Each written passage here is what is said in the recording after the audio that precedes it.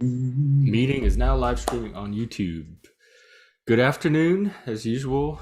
I'm Jeff, this is Nemo, and we are New World Chaos.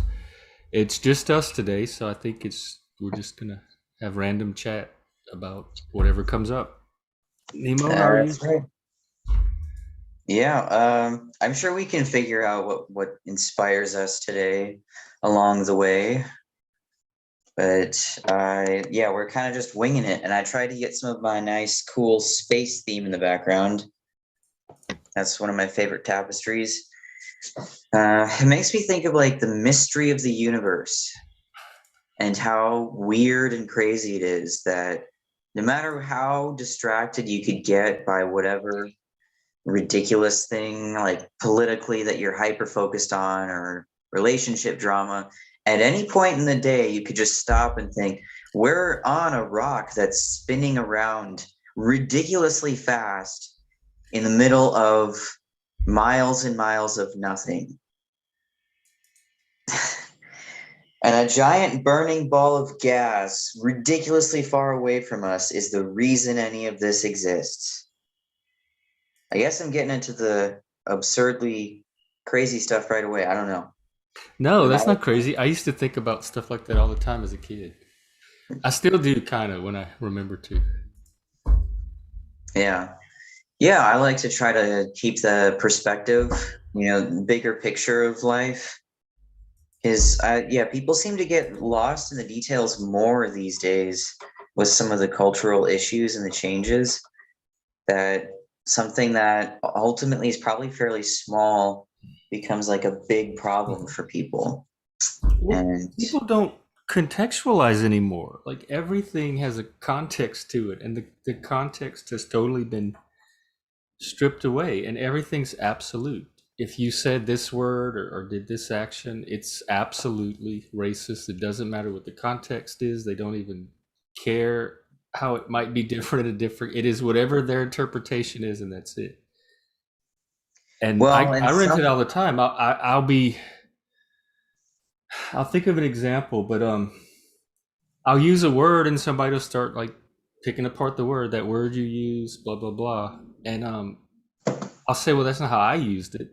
I used it this way, and they're like, no, it means this.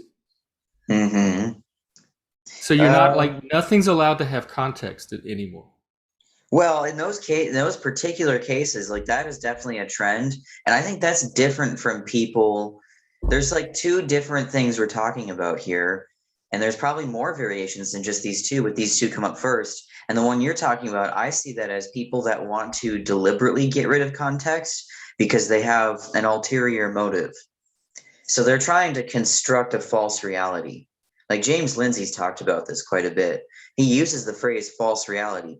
The postmodern neo-Marxists, copyrighted, that phrase that people sometimes throw around. People that are motivated by that are, it honestly seems like they're stuck in a paradox where this ideology of that's kind of based on Marxism is the only thing that gives them meaning.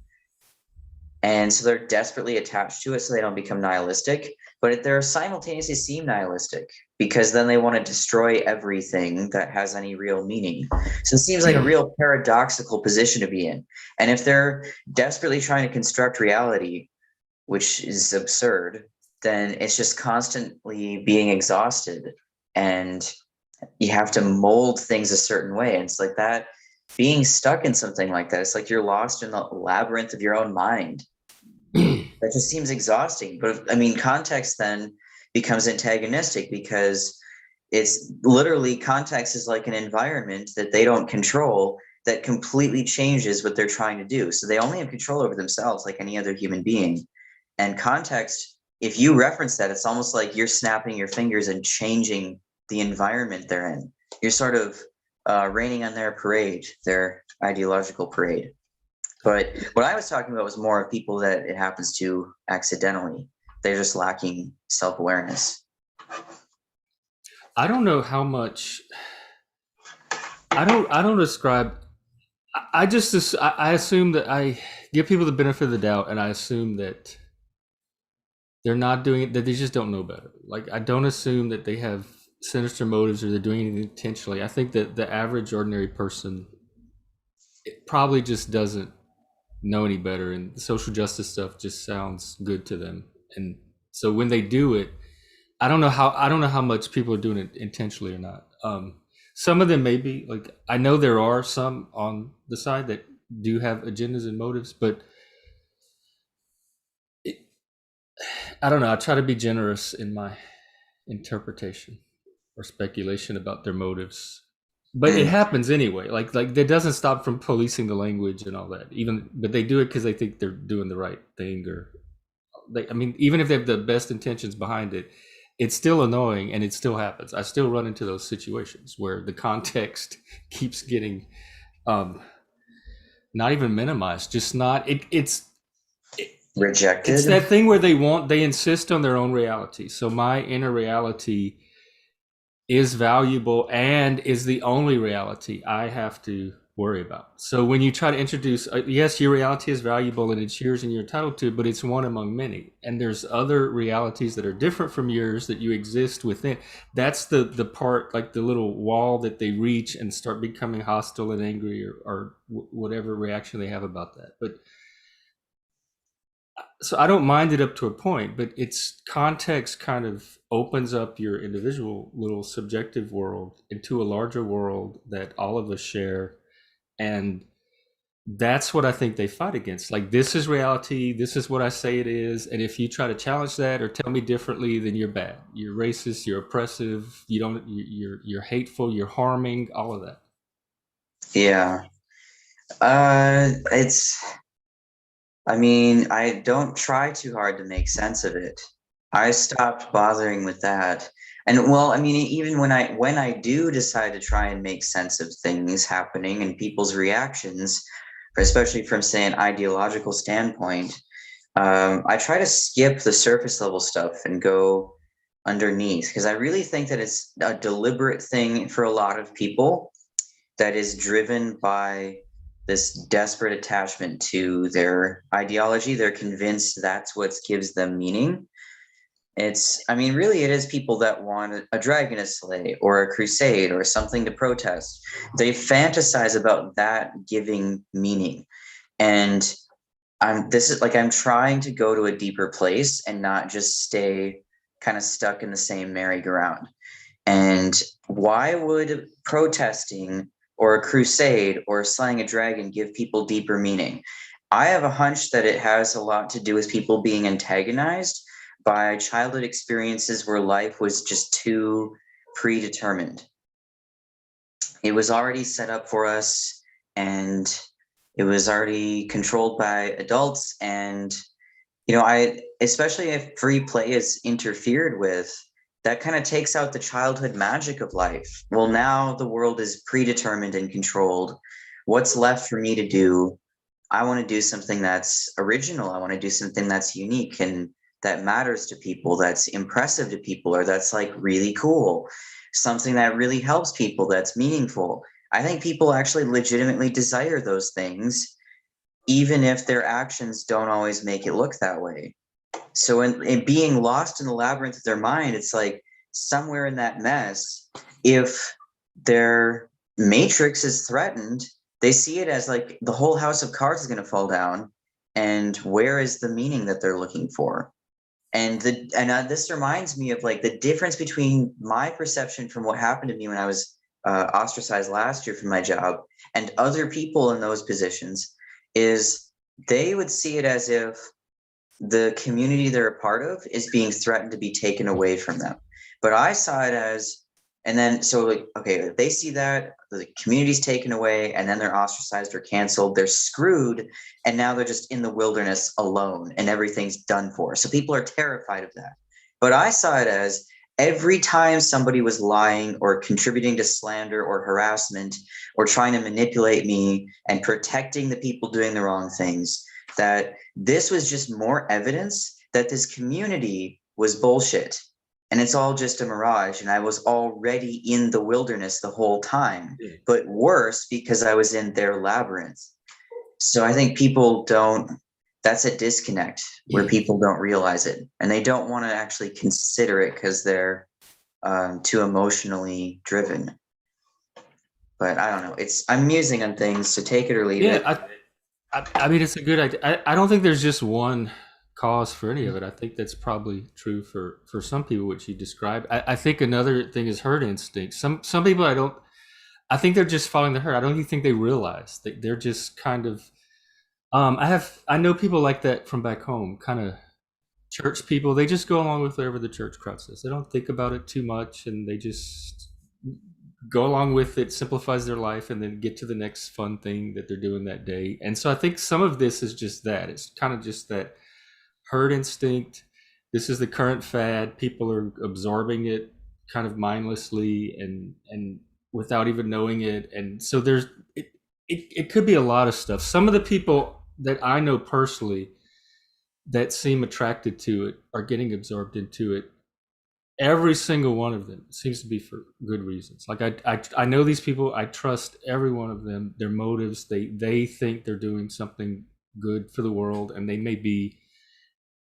Um, but it mostly seems to be herd. It seems like they're picking up on a trend or a fad. They would never on their own go out and end up in this ideology on their own. It's something kind of in society right now that's just happening in the air and it's steering people to it. Yeah. Yeah, critical mass has been reached.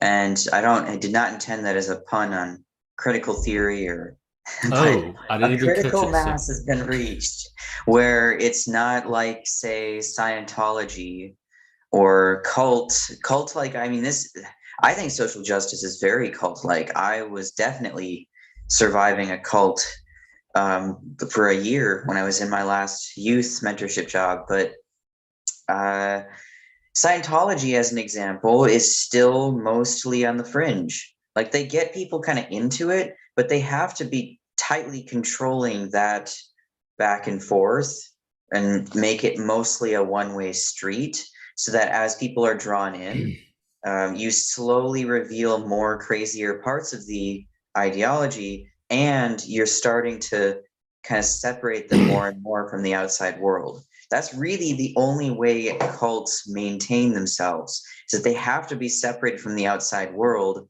where people have comparison and can maintain a sense of sanity. Like Jordan Peterson in his newest book, was one of the parts he was writing about early on was the importance of conversation routinely to maintain your sanity. So you're sharing your internal thought process with other people and whatever you're experiencing. And it's like this back and forth. So not only do you have to choose what to say and you have to prioritize what's important, it's spontaneous in the moment. All of spoken language, for the most part, most of the time, is improvisational. And you have to have this back and forth. And improvisation, I think, is one of the most important skills for life. So people maintain their sanity by having conversations with those around them. And it's like you get to share each other's life experiences. Just like when you were talking about, everyone has their own inner reality that they kind of live in, but we all share that like a greater environment with each other and each other's realities that kind of intermingle. And I'm sure isolation's having a terrible impact on that. So they're in totally different bubbles, like all the yeah. time. With social media too, they're feeding it.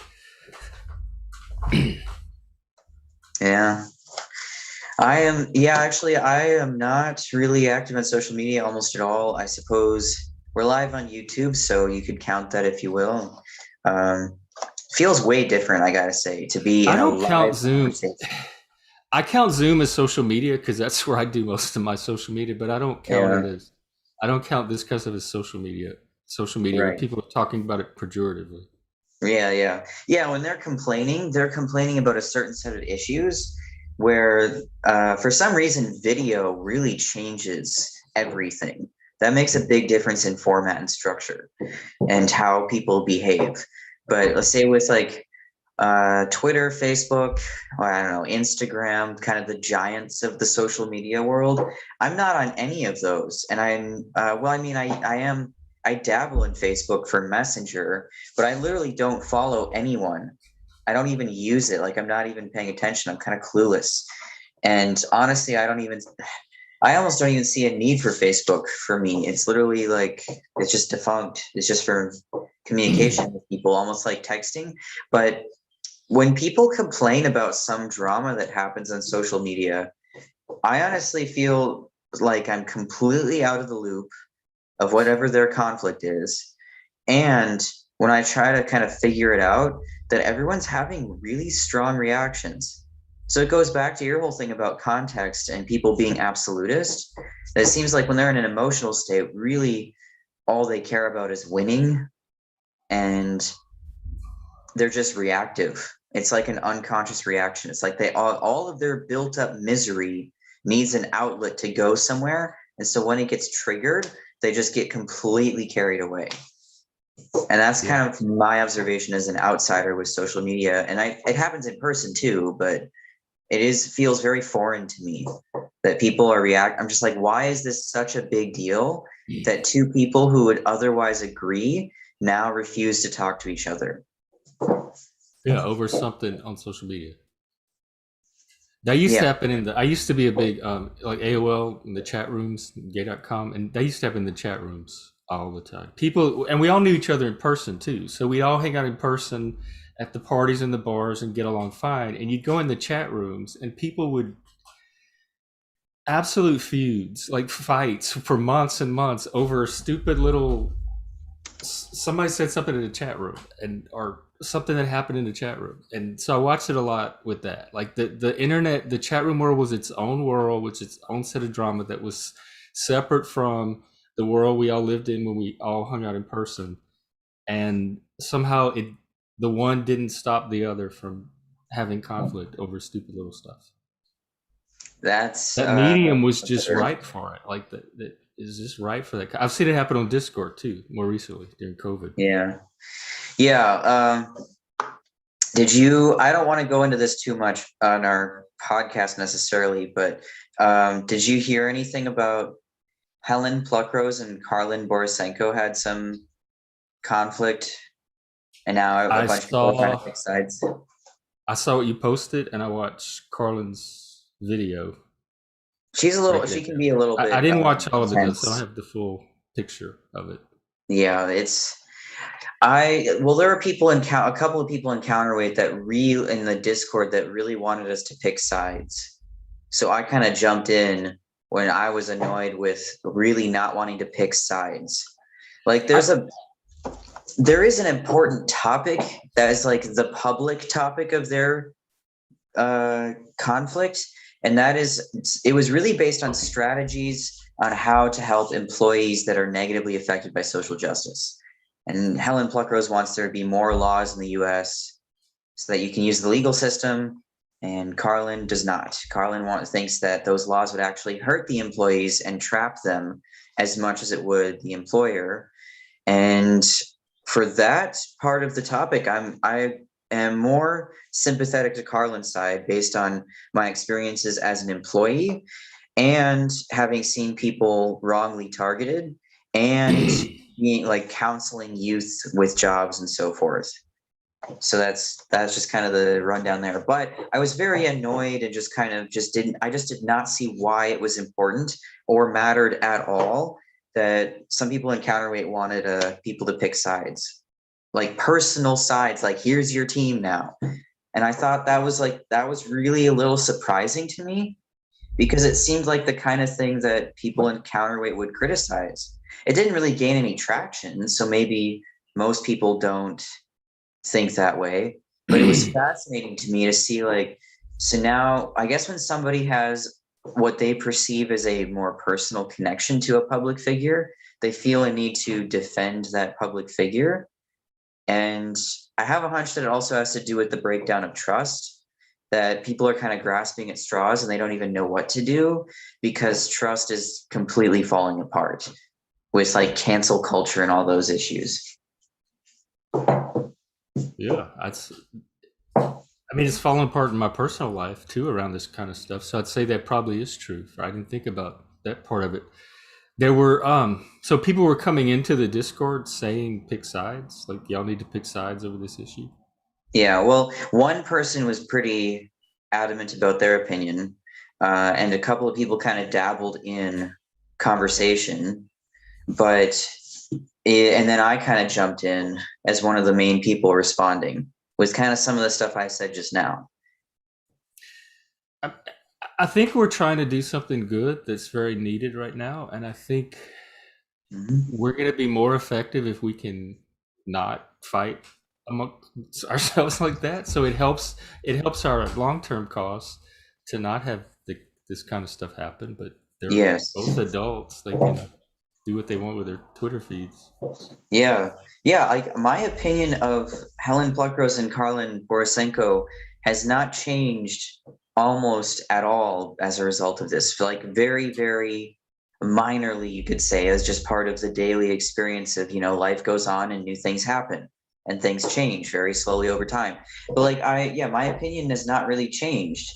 Um, but it does. The bigger topic was actually more interesting to me, and that was the topic of what are strategies of helping people who are employees that are targeted by social justice. And I'm extremely jaded about the legal system in the U.S. I don't want to get involved with it. Like whenever I've tried to dabble in that to see what would happen because people push for it so heavily, not just in the US, but also internationally because this movement's international. And the UK is one of the countries where there's a very heavy presence of people in the movement. Well, when I dabble in some of the legalistic stuff, the people I'm talking to are very regimented. They're very rigid, and it's like they're not even really trying to be controlling. It's more that they're being controlled by their own rigid mindset because they're being so legalistic about it. And I don't like if I really wanted to take a stand on something and someone comes after me, I'm going to say, you can go ahead and drag me off to jail if you want to take it that far. I'm not going to back down from something like this. Like the more people take something too far, the more I take it as my moral, I wouldn't even say maybe obligation, but maybe a moral sense of responsibility that I choose to take a stand and say no, because I know nobody else is going to go, or almost nobody else is going to go as far as I would. Most people would not be as crazy as me to just say no until they drag me off to jail. But I have nothing left to lose. And so, like these legalistic people, their mindset does not appeal to me at all. They're kind of chickens. I mean, maybe not everyone, but sometimes people are just giant chickens. They don't want to take a stand at all. Like the last time I talked to a lawyer about my job situation, he basically said, you should take down your video. And I said, obviously, I'm not going to do that. If that's your advice, you haven't understood anything I've said or my motivations. And your advice is actually terrible for me. I don't know. The point being, I guess, that strategy is extremely limited. And I don't think it's going to work for a lot of people. We need cultural strategies. And also, I'd rather be a rebel than enslave myself to a particular belief system of like being controlled by the system. I don't think we're controlled by the system that much to the degree that we have to walk on eggshells all the time. And we should take advantage of being rebels while we still have the opportunity. There's strategies to help people remain in the system or remain at their job, and I think that's kind of what they were doing. But then my strategy is to create a totally different alternative, offer them an alternative to the current system. Maybe this current system sucks and it's not right for them, and that's why they're miserable. Maybe there's a better system that fits their values better. So my strategy is to not so much worry about helping them remain in the system or fixing the current system. It's just building an alternative for those who it resonates with that the current system doesn't. And so I'm trying to direct my energy and effort to building something for that we can have that's not that. Yes. Well, I know I'm pretty well versed on the activities you've been involved in because we're both pretty active together on, say, the Back Porch and CTA and groups we've mentioned many, many times. But I mean, what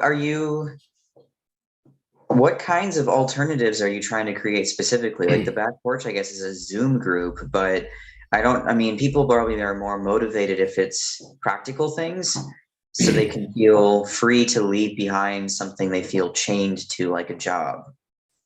Well, practical can grow out of it, but I think having that landing space, that third space, and the number one benefit I see is these people are isolated. So they're finally meeting other people that are going, like, so you build that, and I wouldn't dismiss that as not practical, and I wouldn't dismiss the importance of it too, especially at the very early stages, because we're already developing action steps at our meeting. Like when you and Neil and I meet, we're already adding stuff to do. We have a calendar now for the back porch. So the action steps are happening. My energy is focused on getting the people together to make that happen, getting that synergy, getting that mix, getting that kind of structure in place to sustain that and keep it going. Um, So Yeah, that's what I'm doing with the back porch. And the back porch started during COVID, so nobody could go out in person or do anything. So it was a way to organize and connect and build community in a way that we couldn't at the time. So now that things are kind of getting back to, or at least getting out of lockdown stage, um, we can take what we're doing online because it's giving us access to people all over the world with skills and talents and that we wouldn't normally have access to if we only did this locally. So we can still use this online network that we're building virtually to start organizing on the ground level. Find, if there's 4 or 5 of us in Seattle, or if you find 4 or 5 of you in Minneapolis, start organizing yeah, little local in-person communities to complement and extend what we're doing online. yeah. That was a beautiful response. I mean, it would be such a dream.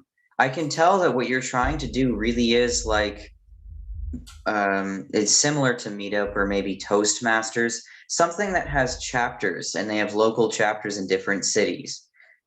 So that it's this parallel where there's the Zoom group and then there's also the local in-person activities. It would be Yeah. amazing if people were active enough where we could start seeing incredible things like that. I have a hunch that a lot of people, especially the people we really want to be involved, that are very social and motivated by a third space, a lot of those people are probably bored or demotivated by spending too much time online. And there's a Venn diagram, and it's like, where's the overlap of people that would be willing to spend a lot of time online and who are very socially motivated to do things in groups. And so far, that's literally the gamers. And it's not really any surprise at all to me that that group is, or that demographic is it's one of the first to really get active in the Back Porch. Because a third factor is that Gamergate was one of the big turning points more publicly that hit the mainstream, where the counter movement to social justice was now mainstream. Like, I think that was the turning point. So What that year was makes that? sense. That was 2014.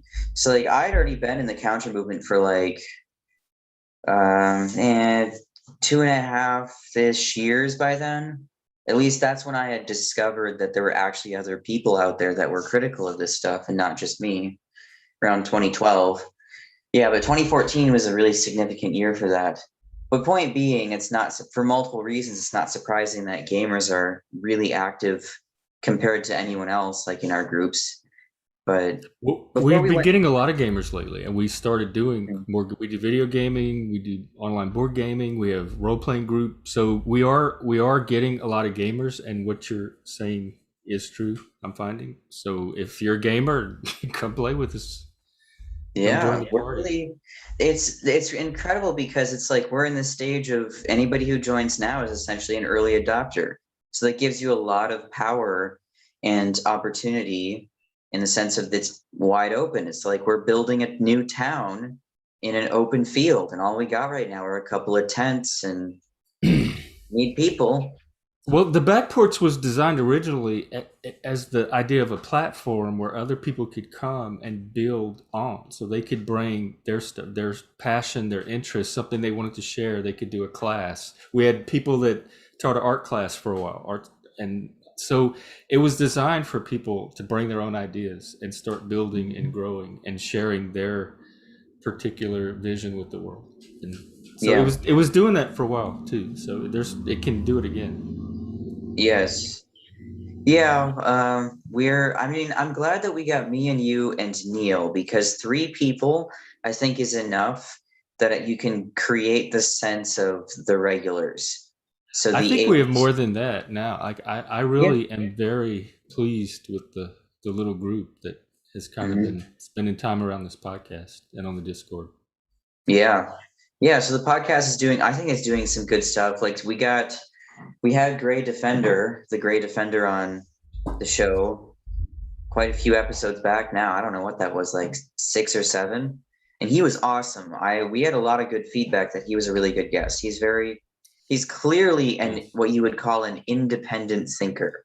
And I mean creative, and comes up with things from his own head, and not based on some existing ideas out there. Although, I mean, and maybe not totally in isolation, that'd be impossible, but yeah. But like getting people like that, creative people and also improvisational people, that's really something that's great. But I've also found that there's this ridiculous paradox that I have been frustrated with for since the dawn of time, at least for my lifetime. I'm a creative person, I'm an improviser. Music is one of the big things in my life, writing is another one. And it seems like creative people are way more likely to be unreliable and completely lack routine, and also just have like no discipline. It's really this bizarrely multi-layered paradox though, because like I've met plenty of people, like say musicians, they're really good musicians. And it's like, what does that require? Discipline. Yeah, discipline, regular playing of your instrument. Some people call it practice. And but for some reason they're really good at that. But then when it comes to anything else in life, they can't seem to apply it outside of that discipline, that area, like music. And so, and you know, I'm terrible with routine for my own life, but I'm really good with productivity and deadlines and responsibilities with other people. So I suppose as an outside observer, you would not really know that I'm bad with routine, because it's really just setting my own routines with myself. And I think some of that is just that other people have been so unreliable that I constantly have periods of chaos in my life where I have to clean up other people's issues. But I'm not not here to be on the resentment train. That'd be an annoying podcast. But it does baffle me how there's people that can completely be unreliable and yet very disciplined in one area. It's like human beings are strange. And we were just talking about that before going live, how strange the psychology is to like get the right people in the right place at the right time. Like, what is the freaking magic recipe? It just happens. I've done this my whole. I'm from Louisiana. We're a very social state, so I've watched social groups form and grow and develop and fall apart my whole life. And it there's no magic to it. It's the right people. Actually, if there's any magic at all, it's possibly the setting. You get the right food, the right environment, the right wine, the right whatever, the right. But it's just setting that social energy, just setting the right social energy. And Yeah. I also find the people that don't belong in it or that it's not going to resonate with will gradually self filter anyway. So giving that a chance to happen as well. So figuring out what that dominant energy is, and eventually, I think enough people that start resonating with it will start to shape into something just organically, not maybe Yeah. perhaps not even consciously. Well, what you're making me think of, something I've noticed as a pattern in my attempts and in some of my research, when someone is trying to organize a group and kind of grow, say, a third space, and you know, do some of the community building and things that me and you are trying to do. The lowest common denominator for the activities, it turns into a party. And I don't mean that necessarily as a criticism of parties. I mean that in the sense of if people are trying to build something up and they can only make it to like that first level, that's when you get basically a party. So it just turns into something that's social and fun and is just playful, basically. I mean, what is a party? It's literally just it's playing. It's this vague concept that's really open-ended where you get kind of the basics down and you bring in some of the elements that I think motivate most people to make an effort and show up. And that I would say is food and music are the two pillars of that, if you ask me. And for a lot of parties, especially for like kind of the wild people that are only motivated by like the most hedonistic things, then you got to bring in like drugs and alcohol, which I don't even want to bother with. I would not want to try and grow a third space by putting drugs and alcohol out just to tempt people to show up, because you're probably going to get the wrong people then anyways. But a sober party with food and music, that actually I think has potential to, if you do it once in a while but regularly enough, that you can grow some momentum. That could actually be the first step. And it's because people sometimes they're hedonistic, and I think they can also get, some people are overwhelmed by the idea of a commitment. And so if it seems really casual and they can show up late and it doesn't even matter and nobody notices, then, and it's fun, then the barrier to entry is really low. So it's like it's kind of a life hack. But I do get frustrated because there's so many times where I'm trying to do something more that's more meaningful, that's actionable, that's focused on doing something important, taking on a challenge, and it just devolves into a party. So I'm like, okay, well then, what's the Well, point? start it as a party, and then pull the people from the party to do the additional stuff that you want to do. So if it starts as a party, it's just going to devolve back into the thing it started as. So it won't be, there's no loss there.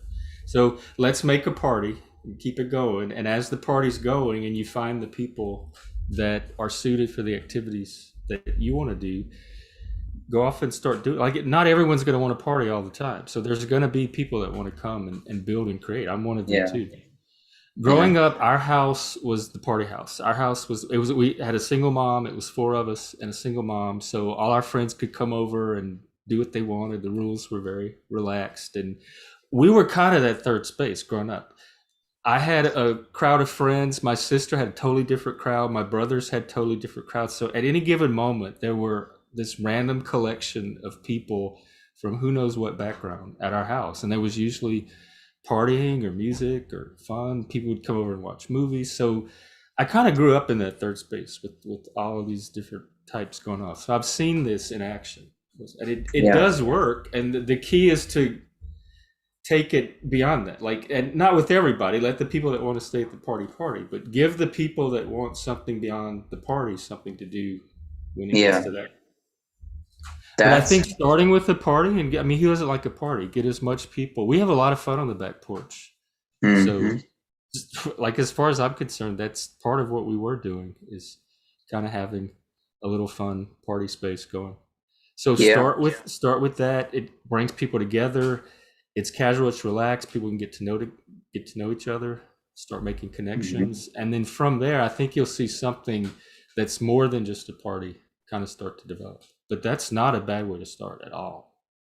Yeah, yeah. It's I was just thinking of that because when I was in the Free State Project, that's a whole movement that's actually established and got off the ground for kind of ragtag libertarian anarchist crowd of people that just want to be basically off grid and kind of intermingle with, society, but kind of do their own thing and be self-sufficient and autonomous and so forth. And I remembered the party thing because from what you were talking about, because I was talking to this guy I knew in the Free State Project. We called him the Everyman because at various points when I knew him, he was my boss, customer, landlord, and one friend said matchmaker because he's the reason I met my ex-girlfriend and that we ended up dating. So he was like the everyman. He was doing all kinds of things. Really one of the most effective people in the entire movement, in my opinion. And one time he was kind of casually complaining about all the hippies that want to do this party, and they do it every month at this location. And it was a really cool spot. They sold kind of hippy dippy stuff like tapestries and weed paraphernalia that's vaguely disguised as cigarette stuff. That's obviously for weed, that kind of thing. And they would have a party in their big room in the back, and you could bring food to share, and it was like a sort of potluck, but there was no obligation to do any particular thing. And they had a drum circle, which was awesome. Oh, Highly recommend.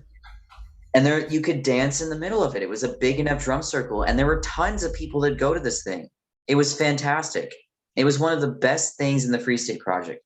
And the Everyman was criticizing it because he's saying all they do is party and they're hedonistic. And we're part of a movement here, and we're trying to do something that's actually making change in the world. So if we're just going to attract a bunch of people to party, then what's the point? You're just calling that a movement. And it's like, I could see him and the hippie thing as like the angel and devil on my shoulder, but it's the practical guy and the partier hippie on my shoulder. And I can see both points, because I don't want to just go to endless parties that are just aimless and be hedonistic and have no sense of purpose. But I actually think those parties were doing it right. And you could tell because people were proactive and they were inspired and they were motivated, like a drum circle. So I think the key to taking a party to that next level and attracting the right people is to have activities that are hands-on and have a sense of being proactive, like inviting people to be interactive and immersive. So like at the drum circle, you get the shyer people that would kind of just want to fade into the background and kind of get them out of their shell a little bit, and they would just kind of do a little basic thing and kind of be with their friends. And then you get the extroverts that were going crazy, and they were incredibly entertaining. And then musical people like me, I'd break out a flute, and then there are people dancing and with hula hoops. So it's like people have to feed off each other's energy, and the energy has to be sparked in going in a direction, so it's building into something that's not just lost. yeah. I don't know. We gotta. You need both. Like you need both. Yeah. Like so, I think don't get too caught up on that too, because I think it's gonna have all of that, and it'll work. I'm not worried about it at all. I see it working fine, because we're not attracting the party people. We're already attracting the people that want to do stuff, even by just hanging out and having fun, which is a party. We're attracting the kind of people that we're looking for. So I'm very Yeah. pleased with the direction it's going to go in. Speaking of music, you were talking about doing some improv or creativity workshop with music where you make bad music or something? Are you still something like That that? was a while ago. Yeah. Yeah, that was I mentioned that way back when the open mics were still going on at the back porch, and I'm going to try and revive that, the open mic, and kind of encourage people to bring in like improvisation, do an improvisation challenge, and share your favorite music you listen to or whatever for people that don't play an instrument or anything like that. But what you're referencing was one of my strategies to help people get more creative and in a productive way. So they're actually taking action. They're being creative and active in the zone. It's like a dance or a sport almost. And it's for people that I can tell that they're making themselves get stuck, kind of getting caught up in their own footsteps or whatever the metaphor is I'm looking for, when they could just get out of their own way if they would just jump in and do it. But they're looking for something that sounds good right away. They're looking for it to actually make sense right away. Say with music, you want it to sound good. It's like, no, that's not how the process of music writing works at all. And with writing, people want to wait for in front of a blank page until they have an idea, and then they're going to write it down. Like, no, you're doing it backwards. You got to start to doing the action so that it becomes something. It's like if a pottery, what do you call a person that makes pottery? A potteryist? Potter? Maybe. Harry Potter, you're a wizard. No, yeah. If you're making pottery, do you sit there and just watch the clay and just wait for an idea to strike you? It doesn't make any sense. You get your hands in there. You got to get hands on. And so I would tell people, all right, here's a challenge. Uh, Make a song that's as bad as you can, and the song that's the worst wins the competition. And so it completely subverts people's expectations. And it's funny seeing people that just like take off and they do really well with it because they feel like they've been liberated. And I'm like, Yeah, I think yeah, I could win that one. yeah. Well, and then there's people that actually struggle with it because there's so much stuck in being organized that what they actually struggle with is playing with chaos. Hmm. They want things to be organized in advance. And if you're creating something, you have to be grappling with the chaos. Well, while we're doing announcements, you have a gender Oh, workshop that's right. coming up too. Yeah, next or this, well, depending on what you think, next or this, I guess it's probably this Friday. The Friday that is coming up is Friday, June 4th. As of the time that I am speaking, it will be Friday, June 4th.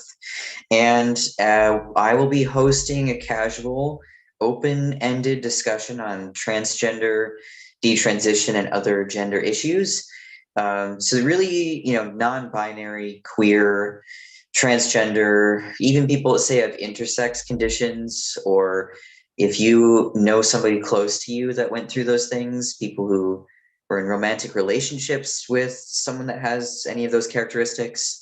We're really just inviting basically anybody who wants to have that discussion and figure out what on earth is going on, because this topic is very confusing these days for a lot of people. I think a lot of people are lost. So I want to provide that open space where people can feel a little more comfortable in sharing their genuine opinions and confusion and whatever else. And that's Friday, June 4th. Now I got to think of time zones. Pacific time, it's 10 a.m. to 12 p.m. Eastern time, it's 1 to 3 p.m. And that for UK, it would be 6 to 8 p.m. And does that sound right, Jeff? Yeah. So just, anybody who wants to contact us, we're on the Counterweight Discord. We're on Critical Crossroads. That's our own Discord group. That's like a crossroads for all these different groups. We're active in Critical Therapy Antidote. You can email us at jeffandnemo@gmail.com, or you can message us privately on Discord through any of the groups. And we share the links all the time, including to the back porch, the Zoom virtual community center we've talked about today. There is just tons of activity in the counter movement. Anybody who's like, we got to build communities in some way should really join us. Like, we will promote your ideas, assuming that they're not terrible. Like, if you want to promote social justice, we're not the people to do it. That's not my cup of tea. But if any creative things you want to do, it's pretty much open-ended. Yeah, and well, I guess we're coming up on close to an hour. If there's anybody out there, we only had one or two today that would like to join or come on and chat with us or whatever. We're at the audience participation Yeah. part. So type in the comments, ask questions, whatever, and we'll keep chatting for a little while longer. Yeah.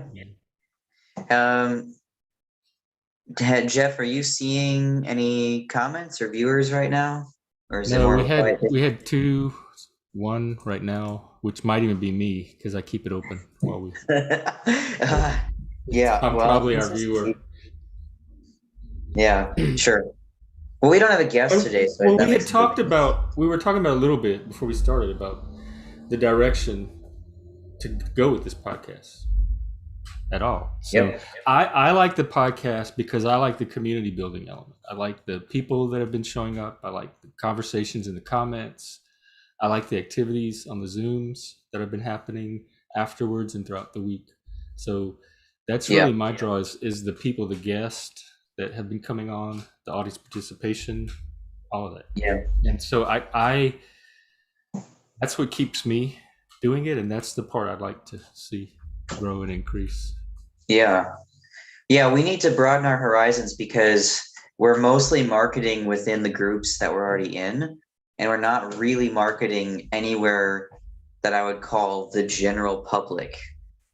And so, and you commented in Benjamin Boyce's live stream with Local Distance recently, and you mentioned that some people were excited about the idea of building community.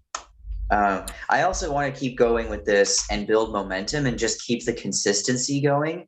It's almost like even if the podcast is not showing significant results, you could say, it's one of the few things where I feel really motivated to keep doing because I think it's like a foundation to spring off of, more than anything else that I'm doing right now. At least I'm getting more active in the back porch. I really got to jump on that.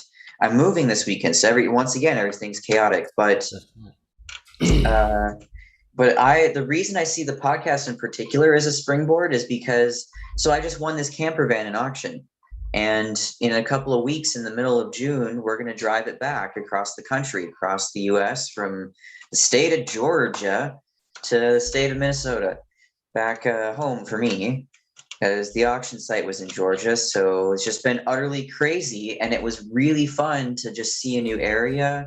And when I was down there in this small town, people were awesome. And it really gave me this incredible perspective where, like, for some reason, experiencing it firsthand in person, even like, say, just some of people's like accents, which most people I meet from across the US don't sound different from me.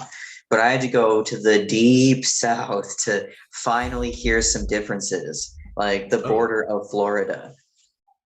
And I could finally hear some of it.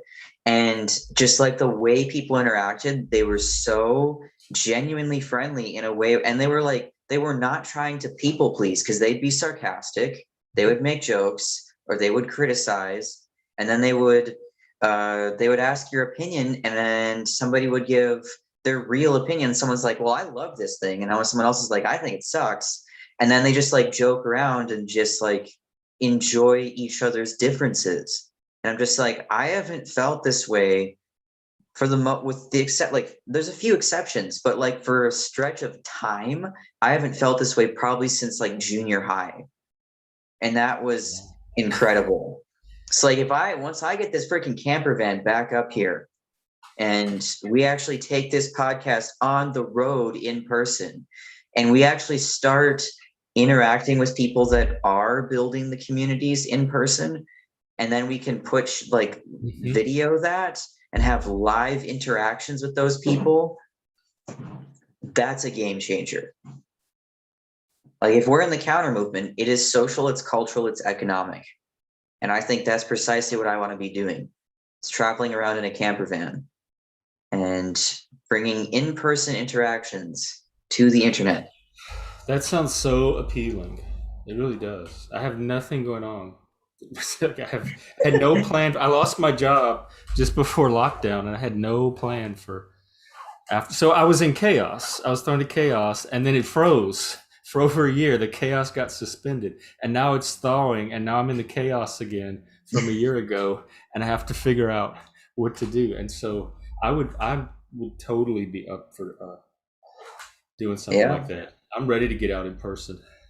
There are a lot of people that really enjoy I've pitched this idea a couple of times as, how valuable would this be to you? And I've pitched it in Counterweight and to like individually to people as well. And people in Counterweight responded really positively to this idea of actually documenting firsthand experiences on the ground floor in different parts of the US, basically all over. So like interacting with people in person all over the place, and documenting so that people online can check in and kind of vicariously get to know what's really happening and what the actual culture is. Because there's this attempted en masse gaslighting about what culture is by social justice ideologues.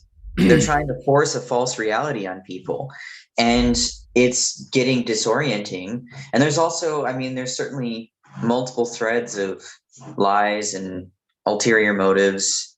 And there's media companies that just want to do clickbait and, all the usual things. And I think it's making people, and also like that in combination with isolation, I think has made a lot of people completely clueless about what the culture actually is, where it's going, and what's really happening. And it's a wide variety of people that are in those circumstances. So if we can show like what's really happening out there and just kind of have conversations, be ourselves, and we kind of poke the tiger and see what people say when we actually are authentic and not just being polite and fake. That authenticity is what people are missing. They can't determine what reality is without authenticity. What you describe has me really excited. I think we should do something like, yeah, let's do something like that. Yeah. So in the meantime, we can sit on Zoom and do the community and build the podcast and kind of get it, lay the groundwork for that. But let's talk soon about what it would take to make that. We could do even like a little short sample practice trip and just a part of the country for now. But let's talk about moving it offline and how to make that happen. Because I the more you talk about it, the more I see myself there doing it. Yep. That's why I was talking before we went live about all the ways that I wanted to put in more effort, because I think right now it's not surprising to me that it's not grown, because it's a very self-guiding podcast right now. I think it is growing. I'm pleased at what's happening with the podcast. We've gotten 3, 4, 5, 6, 7 people that we've gotten to meet and hang out with, and we're getting more each week on the Discord. So I do see growth. Like when I look at the podcast, I'm very pleased at what it's doing. Yeah. For the fact that it's very low maintenance, it is amazing. It is amazing how many people are getting involved. We get a couple of people like every week that at least get a little bit involved. But as far as the internet goes, our numbers are basically non-existent as far as the internet is concerned. Anything below 1,000 subscribers, people on the internet are going to say like they won't even notice. For most people, it's like below 5,000 subscribers, they're going to be like, "Oh, you basically have no subscribers." Because people are really, I know, yeah. Well, people are too used to seeing big numbers in the internet. Like I know some people that are just way in outer space with how unrealistic they are. I would share something that I was really excited about and be like, look, it's finally mainstream. And usually something like maybe it's related to trauma therapy, and 100,000 people saw this documentary. I'm like, wow, that is incredible. Great news. And then my friend's like, that's peanuts. If it's less than 1 million views, it basically doesn't exist. And I'm just like, okay, you basically should only do clickbait if you're going to start a YouTube channel. I wouldn't do anything if I thought like that. Is this going to get 1 million views? No, then don't even bother. Like nothing I do would qualify as worth doing. Well, like people understand you need to build it up over time, but a person with that mentality basically doesn't see themselves as successful until they start seeing bigger numbers. I think that person was a little exaggerated, but it's a numbers game, and I don't care about that. I don't even think about that until you mentioned it. Yeah. I don't even look at my numbers. Right. I don't even know how to access the analytics. I just found out like a few months ago how to look at them on Twitter. Nice. There is nothing interesting about our analytics, I'll tell you that. Because we have 26 subscribers as of, what's today, May 29th? Yay, thank you. 2021. Whoever. Email us. Let us know I love meeting them. Yeah. But I got tons of ideas for how we could grow be more proactive and actually invest in our baby, the podcast. And you're like, I can take over that. So I'll take on that. And maybe I'll throw some things your way and some places where you can try and nab guests. Yeah, that I'll do the social stuff. I love going on hanging out in environments and talking to people. I love hosting the back porch. I love doing the Zooms. I love chatting on the Sure. podcast. So the social community oriented stuff, I'll keep doing that. Keep Yeah. holding that space and keeping that open. Maybe we need to start making memes. I'm horrible at memes. I don't even notice them. They scroll right past. I don't even. My brain is trained to not even read them. We were doing a project where we had to create a meme, and I couldn't. I mean, we had to bring a meme to the group, and we are going to analyze it, and we are going to create our own meme. And I couldn't do that. Was Yeah. one of the most challenging things I've ever tried to do. Uh, Do not well, thinking memes. your T-shirt you're wearing right now has a good catchphrase that could be used in a meme potentially. What I would okay, so like never leave the playground. That's a good This was catchphrase. by what's her name? She's somebody from that embracing intensity community that I'm part of. That's That's where the pretty shirt cool. came from. Yeah, so it's a nice little sentiment. It's catchy. It's a little bit grandmotherly, not strictly, but it's got like you could put it on a greeting card and a grandma would like it. And so what I would do for a meme is take that phrase and put it on some picture that doesn't fit. So, and it would have to be it has to be so it has to be a pop culture reference and it has to be something that doesn't fit. And so I don't know, I would maybe put it over like some picture from SpongeBob, but like everybody's miserable. SpongeBob is a very popular cartoon, even years after it kind of had its heyday. It's been like 20 years since it started. And it's great for memes. I think literally the idea is that it's a type of humor where things are not supposed to make sense, and you're supposed to get the idea that it's literally out of nowhere and it's out of context. It's like styrofoam packing peanuts for my brain. Like they do nothing. They are so empty for me. Sure. Okay. I don't know. I do that with advertising too. I don't notice advertising either. Like Google's spending all these millions to get my eyes to look at. I don't even see any of it. My eyes go right past it. Yeah. Well, I could get a still frame of you from this episode, and I could alter it so I cut the top of your head off and remove it so it looks like it's open, and just have styrofoam packing peanuts in it. That's a meme. I don't know if that one is that funny, but I made a meme out of your inability to make memes. Just don't make me viral. I don't need all that right now. It would make no sense, so I guess technically it fits the format. Some of them really make no sense though, and that's why some people think they're funny, I guess.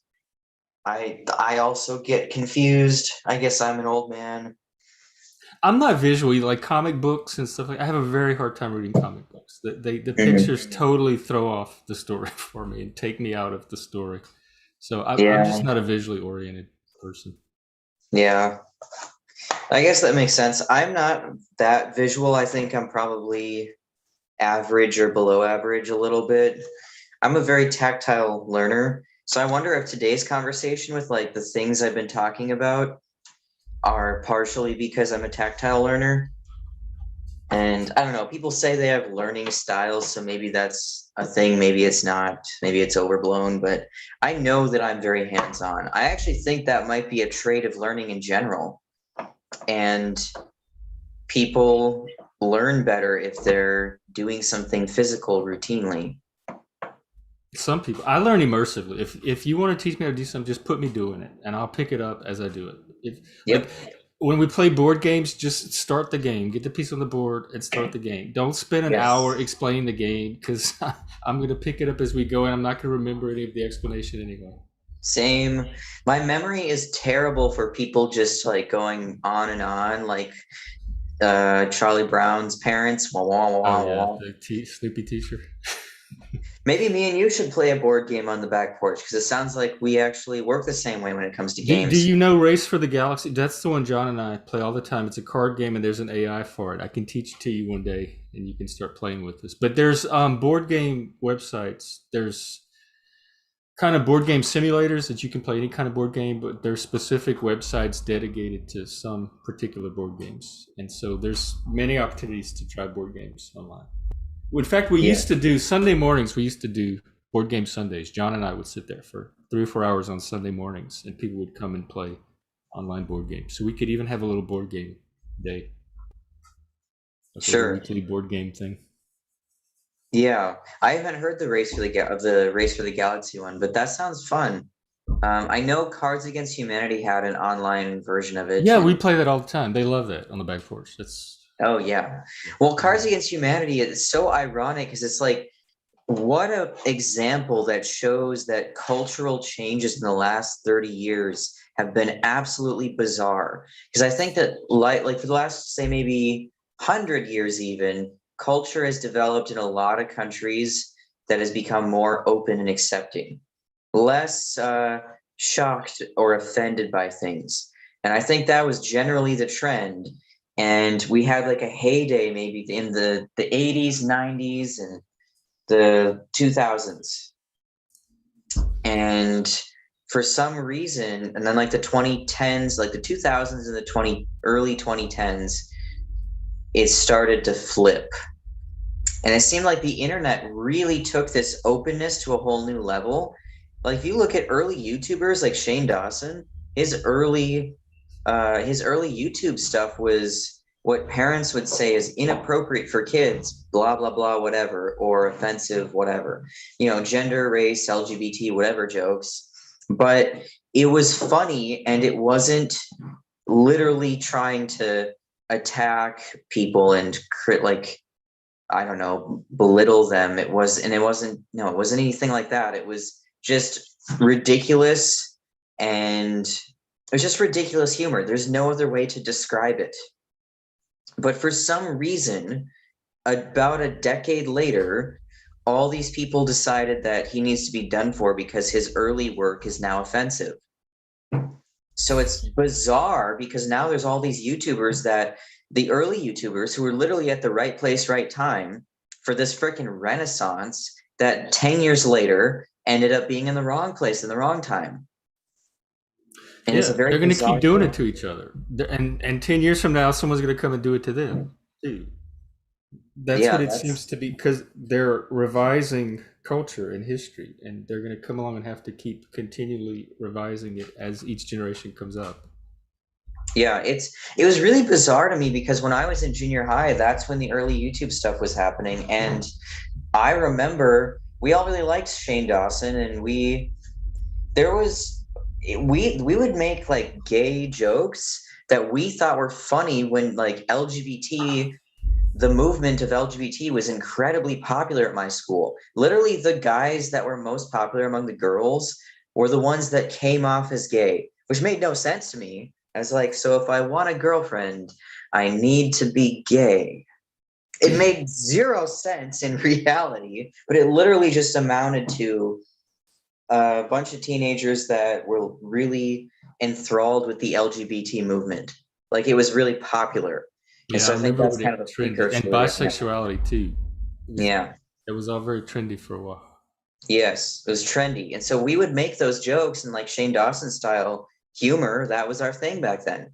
And these days people are now saying that it's homophobic. And I'm like, but it goes back to context. That the context from 10 years previous is not going to be the same context that they're living in right now, and they absolutely refuse to take that into account. The reality they're living in now is the only reality, and anything else is insignificant and is going to get attacked. Yeah. Yep. I don't understand why that's so hard for them. If you told me about a joke you told 10 years ago, and I could see where it might be offensive today, I would still understand in my mind that you're telling a story from 10 years ago, not from the present day. And my mind would make this adjustment that, okay, yeah, that could be offensive today, but I understand that he's not telling the story from today. He's telling, so that's content. They don't do that. They hear something from 50 years ago and they panic and freak out like it's something that just got released this year. They don't have any sense of historical context or social context, cultural context, historical development, aesthetic development, none of that. It's this one thing and this one absolute interpretation of it. And then they bully everybody else until everybody agrees that, yeah, that is it. That's what's happening. Yeah. Yeah, it only really disturbs me. I don't know, disturb is I guess a strong word. It only concerns me or actually gets a reaction out of me as an outside observer with the people that are actually naive and they genuinely have that perception. Like there's younger people where all they know is this kind of mainstream version of social justice culture. And so they're always looking for what's considered socially acceptable, and that's what they go by. And they're in a bubble that's like a large bubble. And it's an issue at the Overton window. I actually see it as an Overton window issue. You know what that is? Hmm. Yeah. Yeah. So it's almost like so one of the problems I see is that we have multiple competing Overton windows on a large scale. Usually when it's effective, an Overton window is just there's one for and then maybe you have them inside of each other as you go smaller in scale. So you have like your local town, and you kind of know the gist of what that's like. And you have maybe your direct family and your closest friends. And then maybe in the bigger scale, you have like your local region and then your country or whatever. And so that's how the Overton window should function in a sensible world that's functional and tied to reality. But there's competing Overton windows that are in the same geographic area. And they also are really chaotic as to how large is it and what type of area it covers. Like when people ask me, I've had some interviews with a couple of journalists throughout the last year because of joining Counterweight and my experiences. And I get this question with journalists where they ask me, what do you think could unite the United States again? There's some variation in that of what is our shared culture in the United States? You know, variations on that. And I'm just like, I don't think there is anything, nor has there ever been. It's a huge country. There's tons of regional differences. The difference in culture between a major city and a rural area that's like 10 miles away from it is dramatic. Cities have more in common with each other and rural areas than they do being right next to each other, like city or city urban, rural urban. And so it's like the idea of the United States being united culturally is nonsense. It's not even united in the legal sense because we have states and sovereign territories and all these complicated loopholes. But anyways, I don't know. I don't even know what I'm talking about anymore. Overton window. It's falling apart. I guess that's what I was talking about. Well, you said there were like three competing ones or multiple I competing don't ones. even know how many, honestly. Oh, I think it's multiple for sure. Social justice ideology is, I'd say, trying to be the dominant Overton window. It's trying to supplant in like this unnatural way. It's not a naturally evolving culture. It's a naturally evolving ideology that's trying to be a culture. And there's like at least two Overton windows that are just within social justice, I think. There's like mainstream social justice that's really hard to differentiate from general progressivism. And that's hard to differentiate from liberalism. And these things seem to be deliberate. the social justice you think is deliberate? It's deliberate that things are vague because there's people that Oh, are ideologically motivated throughout recent history on an individual scale that then are they're basically religiously converted, you could say. And they may not even realize that they're kind of preaching and they're kind of trying to push people or demand people into things. They don't see it as having ulterior motives. They see it as maybe just like protesting and spreading the good news or whatever. And that happens over time. You get a certain percentage of people exposed to social justice at whatever stage it's in, and they get wrapped up in it and they get converted, and those people carry it to the next stage of being more extreme. So there's more and more of those people, and they get more and more extreme. And so there's like multiple Overton windows.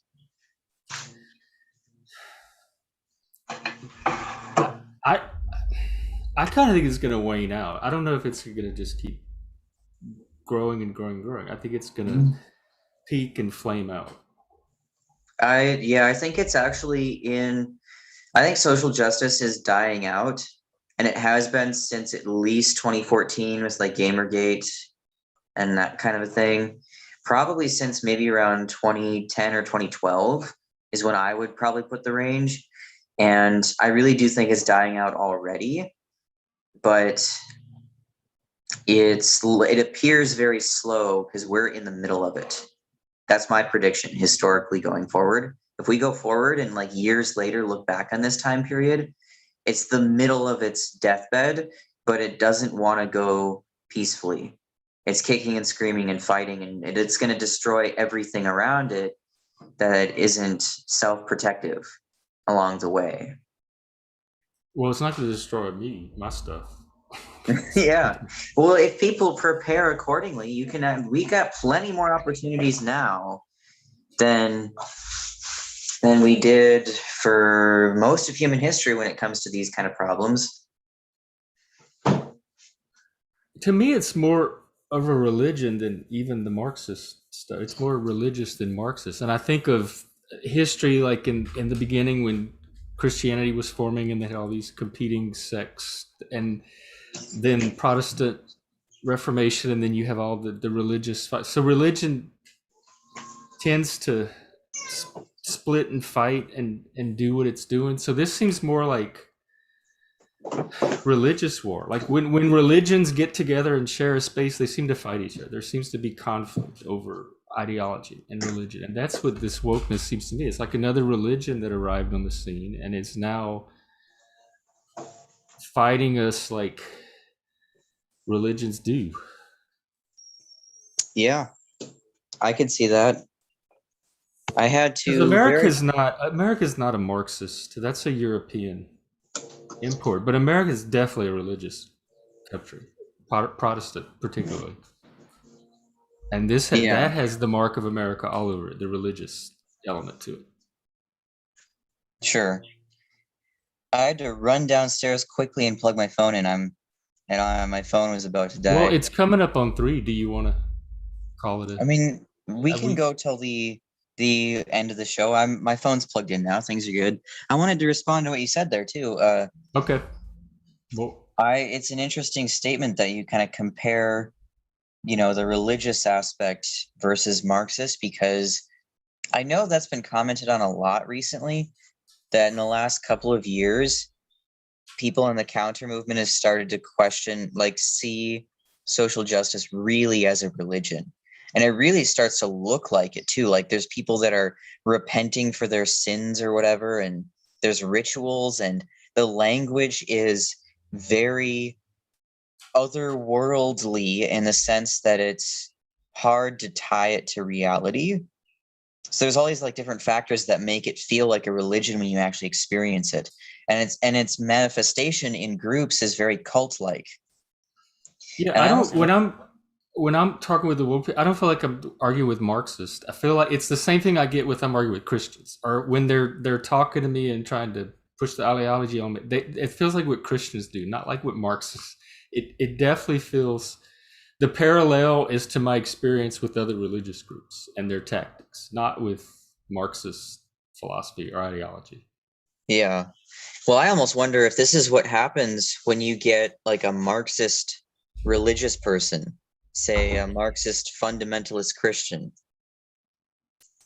It's almost like that, because it is clearly pretty Marxist. A lot of the people that are really into social justice are really into Marxism.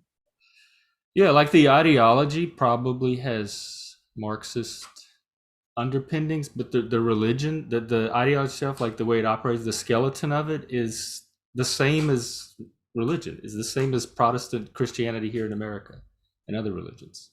So it's Yeah, probably a combination of both. Intellectually, it probably the Marxism gives it the foundation it needs to, but the as a intellectual organism, I guess its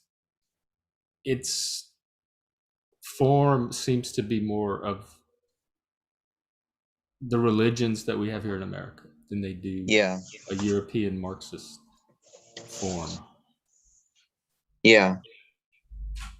Yeah, you're reminding me of something. I was listening to one of James Lindsay's podcasts, which certainly is not something you should listen to when you're sick of intellectual things.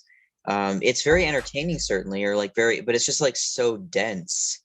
It's so because he gets really into the academic stuff. But People this one say was that about him. I don't get sick of intellectual. I find him very easy to understand. Like, I, well, it's not as hard to understand. It's just that I don't like to overthink. I meditate, and so I seek balance. And I oh, don't like to talk too much and overthink because I think once you get stuck in the thinking mind, that's what creates obsession and that's what creates ideology. you think that's where he is? No, no, I Oh. don't actually. I think he's reading this academic crap like all the time, and he seems to maintain his sanity. So that's impressive. So I don't really know beyond that, but what I was trying to say was he had this really good episode that I think was actually pretty succinct and not overthinking, even though it's like long form. And he had this specific idea that he was pulling from some of the things he had been reading that essentially, as like historically, the development of college, and then looking at more recent times with the college system, that there's all of this evidence that a ton of people have been pushed into college that never should have gone to college, so that the amount of people going to college has hyperinflated, and this has created like devastating economic consequences. And his whole theme, as one of the consequences of that, is that it creates this massive class of fake elites. So there's like real elites, and I think his basic idea of a real elite was just somebody that has their status can be traced back to some real world thing, whether it's good or bad. So royalty that won it through war, and they actually ruled over kingdoms and they made serious decisions. Even if it was feudalistic, which is bad, at least it's in the real world. And then there's like other types of elites. He mentioned like Jeff Bezos, the richest entrepreneurs in the world or whatever, people like that. Those are like the real elites because it has a real world tangible thing that you can see and experience, and you can see the impact of it. There's cause and effect. And then there's these fake elites that they get resentful because they were told, they were literally, it was like they were religiously bombarded with go to college, go to college, go to college, go to college as the only thing you do. And that was my experience in childhood, that we're over sheltered and we're bombarded with ridiculous nonsense in the school system that's not very useful, and some of it propaganda that's all social justicey. And then we're also bombarded with going to college. I was the only person I knew out of all of my friends and acquaintances in high school that dropped out. I didn't know anyone else who dropped out. What year did you, or what grade did you drop out? I dropped out in, well, by on paper, it was the very beginning of senior year. But as far as doing the work, it was the equivalent of like 10th grade because I just didn't do anything in school. Hmm. So I would not have graduated on time anyways if I had tried to graduate. And I also didn't pay attention in school ever, and I was almost never there for 11th and 12th grade anyways. But yeah, and some of my friends were younger than me too. And so me dropping out and then being younger, the timeline was kind of delayed to see who's doing what in life. And by the time they started going to college, I had been independent for like 2.5 years. And I was just hustling in the world around me, and I was really excited. I was working, but I was working, just kind of any old job that a young person can get with no work experience. But I was paying my bills and I was independent, and I was taking care of my own health after it being neglected all my life, and I was free. And my friends went to college, and it was like they dropped like flies, and they all literally had breakdowns like one after another. But James Lindsay's whole thing is that there's this class of fake elites. They go and they have these disastrous outcomes in college, and it was overhyped as this like utopian status, and their ideas of what's normal and what they should expect in life were skewed. And they imagine doing things that are fun and interesting for work that they can use and they can brag about, like, look at this cool thing I'm doing. I'm a writer, I'm an artist, blah, blah, blah. And so they have these kind of useless degrees and they can't get jobs. And honestly, it's really hard to get a job. Like most of the time when I'm in between jobs, it's been difficult. And it's also difficult to keep a job long term because of social justice and Yeah. other like workplace issues that are just awful. Yeah. Yes, that's been my experience too. So It's definitely stacked against a lot of people. yeah, and so Really now rough. there's this class of people that think that are basically really resentful that they feel they've been tricked. They've been duped because they've been sold college growing up and then they actually went and did everything, and adult life has been a huge disappointment to them and they're deeply in debt, and it's a lot of work for an unskilled person who's like basically clueless about the real world to get a basic job that's really hard work, and they're not used to it either. Like I had terrible health. I couldn't keep a job until I got testosterone, and it was really really difficult and brutal for me to adapt to it, like dishwashing and restaurant work and retail. And a lot of people are struggling with that, but they're also social justice warriors and they're extremely resentful, and everything they try to do to make life better is like at odds with reality. So they're causing a lot of damage because they're fake elites, as James Lindsay was calling it. I I feel very limited in my ability to do anything about them, Yeah. but I can like try to minimize its effect on me, like the damage or the fallout from it, and then focus Yeah. on creating my little corner of the world that they can't touch or influence much. And so Yeah. that's kind of where the tact I'm Cajun. We come from South Louisiana. We were down there before the Louisiana Purchase. We were kind of down there doing our own thing. So I'm used to having being a culture that does its own thing outside of whatever the larger in group is doing, and that's kind of what I'm doing with this too. Just go find a little corner and make your own culture, your own world. If it's different or in the culture around you, that's fine, Hmm. and just live out your own values. And so that's kind of the model I'm taking with this too. Whatever happens with social justice, whether it fizzles out or ends up dominating everything, I'm still gonna have like one little corner or space that's mine that I'm gonna create whatever kind of cultural Yeah. world I want to create. We can party in the gulags and start our third space there. We got right here. We start on the porch. We got rocking chairs for everybody. We should just call it the BYOB. gulag. Do what? Call it the gulag instead of the back porch. We might, maybe we can rebrand it if it goes in this direction. Yeah. The critical Yeah. gulag. Yeah, a virtual gulag. It's I don't know. Yeah, I mean I don't want to go to a resentful place. I don't tend to stay in resentment very long. Like talking about the fake elites being resentful, I can understand and empathize because I feel so grateful that I got out of my parents' house and I literally fought to the death to get out as a teenager so that I could live the life I've lived. And I understand the resentment, and I don't want to stay in resentment with our situation. I want to like, because I think resentment to a certain extent is an emotion you feel when you haven't processed reality as it is. So if reality is disappointing and you refuse to process it and you're in denial, then there's resentment. I think that's one of the reasons people feel that. And so it's a momentary thing for me. And I want to make sure, like, I feel like I am sinking into reality on a very deep level and just like accepting some of the brutality of it.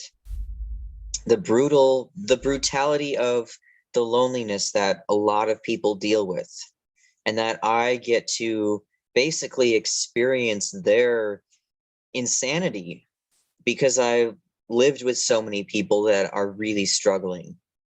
And it exemplifies all of these issues. And I've worked with them too.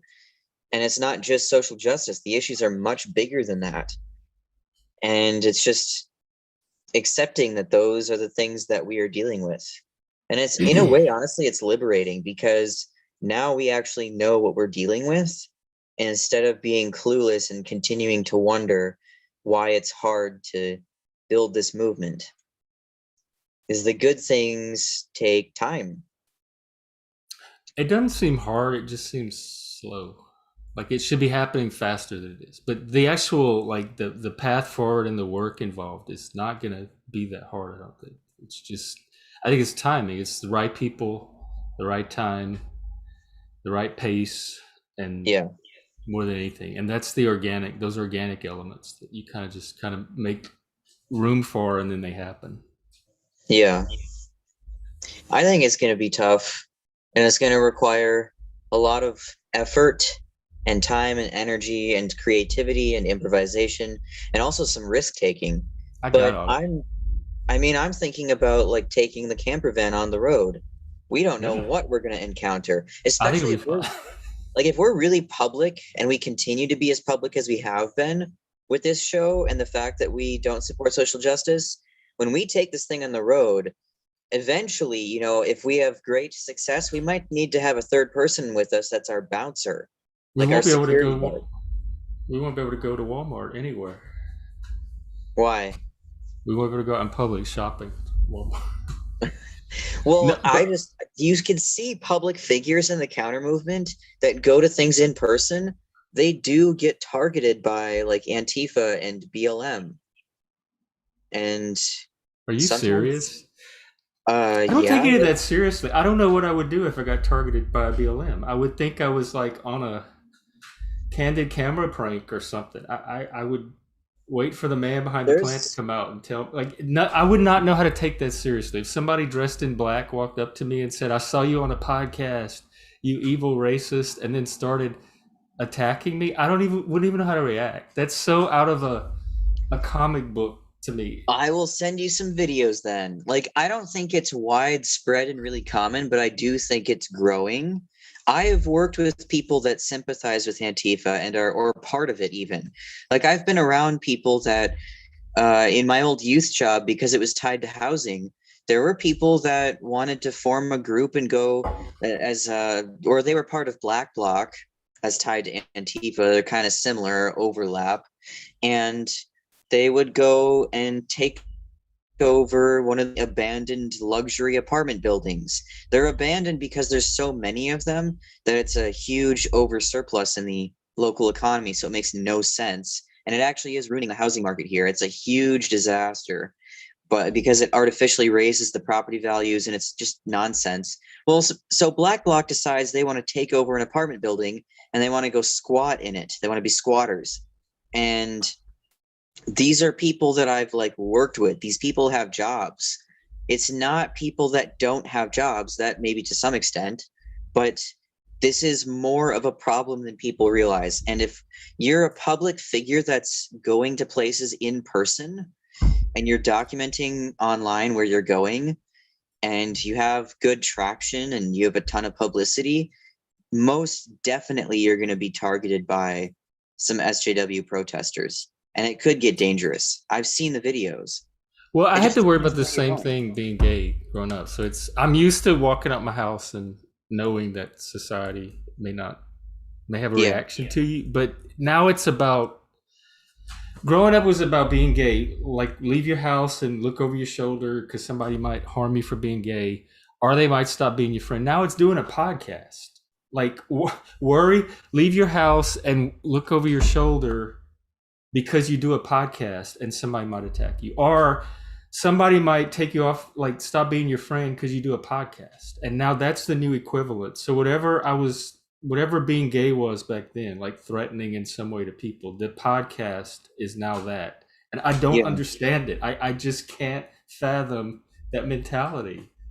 It's I really think that particular thing is mainly driven by this kind of spitefulness and jealousy in a way. Like you look at, say, Jordan Peterson is Me? one of the most hated people by social justice warriors. Joe Rogan is as well. You know, it's, and say even Dr. Warren Farrell, who's less famous but still gets really intense responses. And it's specifically the people that they're being so public and so successful. It's like it's ruining the social justice movement. So, like Joe Rogan is successful enough that it makes it obvious he's part of the mainstream culture. He's part of the real cultures that are the real cultural changes that are authentic and awesome. And a lot of, like, I was really shocked. Even I still get baffled. I understand your reaction, but like when I was working last year at my youth job, but right before the shit hit the fan for me personally, the COVID stuff was really big, and it was in early March, and I hadn't heard almost anything about it. The first thing I heard was watching Joe Rogan have this guy on. Ironically, he was actually an epidemiologist from the University of Minnesota. So he's from our state. He's an epidemiologist. He's with the University of Minnesota. So, like, he's operating under labels and within environments that would be considered SJW central. And he was on Joe Rogan and he was saying this is very serious. And I said something about that podcast. There was a guy that I worked with that was being ridiculously hardcore about it. He wants you to take off your jacket and like spray it down with this solution. This was back when everyone was in a panic last year in March. So people were freaking out. And so he was really hardcore about it. And I was just like, oh, Joe Rogan had an epidemiologist on. And that's the only reason I even know about this. And the hardcore guy responded, "You should never take Joe Rogan seriously. He is not a reliable source whatsoever." I'm like, yeah, but he had an epidemiologist on who's on your side. You would shoot yourself in the foot because you think Joe Rogan is absurd? And so it's like, to me, I just take that as this is a person that is insecure because he knows that Joe Rogan's podcast is the culture and social justice is failing to be an authentic mainstream culture. That's why people go after public figures. From So, I insecurity? mean, I don't know. It's a mark of success, I guess. You're not successful until you Well, start I'm getting not attacked any of by that. people. So I'm not successful or anything. If I leave my house and they're jealous of me and want to attack me for that reason, they are very. Yeah. Yeah, no, this is something that would only really happen if we took the podcast on the road. We start doing in-person things and we get active in local communities, like new communities being built in person. We do that good I shit would that love that. really Like takes help new off. communities get started. Go travel around and help other people start community. Oh my God, that. Well, we need to follow where people are starting the communities. Yeah. We That'll be we easy got to to do it do the other way virtually around. because if we have people from all over in different cities, we can that'll be easier to get an idea of what's happening on the Yeah. ground in each place. Yep. Well, I would even go to communities that are from a wide variety of belief systems Mhm. and not just anything that me particularly I would want. You know, even if it's like there, I know there's this has been popular locally around the Twin Cities here, especially last year when George Floyd first started. Uh, a lot of news spread about these new farming oriented communities that were like basically black separatists. That was the big theme, and there were some others that were more generally social justice oriented, and they were starting up in certain parts of the country all over the place. And people were really excited about that. So I think there's this real enthusiasm for starting new communities and finding your people, your tribe. That's a something everybody like across the board can get really excited about, with only the exception of people that are like too dejected to even try, and ideologues of some whatever variety that just want to fight to the death.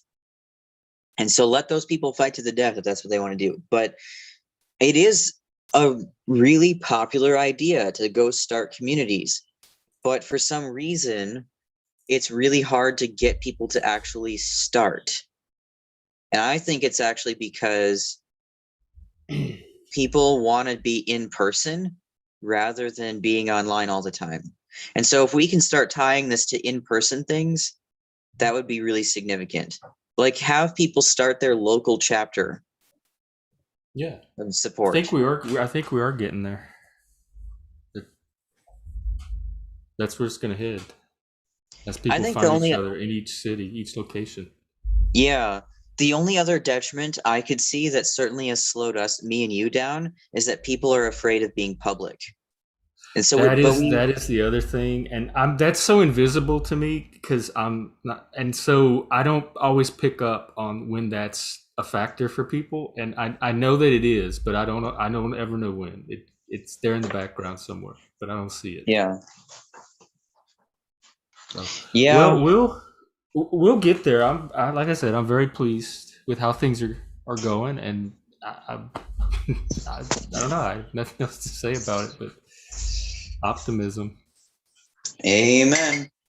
Well, that's exactly it. Once you have a vision, then it's clarifying and clarifies everything. It's like Jordan Peterson talking about the hero's journey and have an aim, and it clarifies everything. And then you can align with that aim. You become aligned and balanced and more integrated with yourself.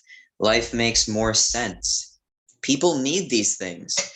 And so if we have that in mind, like with the camper van, I would love to get it up here to Minnesota, and then first trip, we can keep it small to start and do multiple. I'll just come out to you and we can cruise around Seattle and just visit one of the Maybe woke we could go down the epicenters. West Coast and Maybe. I was thinking, yeah, so we could check out your area that you're currently in, and then we can check out, say, my current area in Minnesota. And I know the cities very well. And then we can also, I don't know, I almost thought it'd be cool to go down to Louisiana because you talk about this Cajun culture being so self-organizing. they're they're really going through. It's really rough right now down there. They can't Mm, seem to catch a break. They keep recovering from disaster after disaster. mm, We could do a 50 yeah. state tour or a 48 state tour. Hmm. Well, it's we're over. We're past 3, Yep. It's almost 5 2 p.m. hours. for me. So I guess keep doing what we're doing, and we'll do it again next week Cheers to that. with more viewers. Yeah. Okay. Well, thank you everyone for watching, whoever is watching or going to be watching, and jeffandnemo@gmail.com. Critical Discord server, you could email us for the link. The Back Porch, Counterweight, CTA. Guess that's it. We'll see you next week, or reach out to us in the meantime during the week. That's right.